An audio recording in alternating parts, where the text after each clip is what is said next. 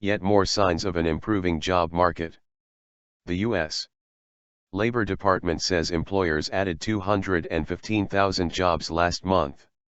That's the third consecutive month of job gains above 200,000 following weaker than expected job growth earlier in the year.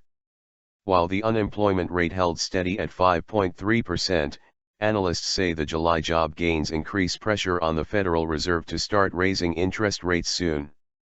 As job reports go, July turned in a solid performance with white-collar jobs in retail, business services and healthcare leading the way.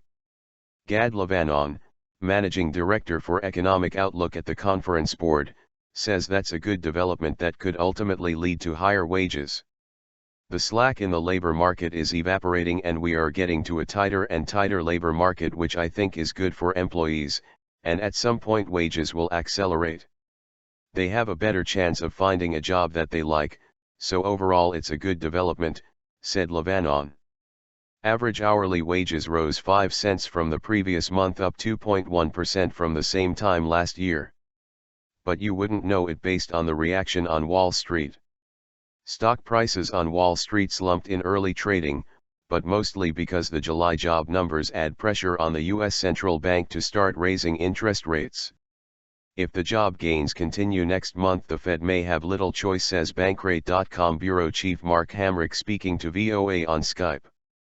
Fed officials like to talk about the fact that they are data dependent, and, if we can hold them to their word on that, I think they will wait until the very last piece of data comes in before they decide to raise interest rates, but I do think it's very much a possibility, said Hamrick.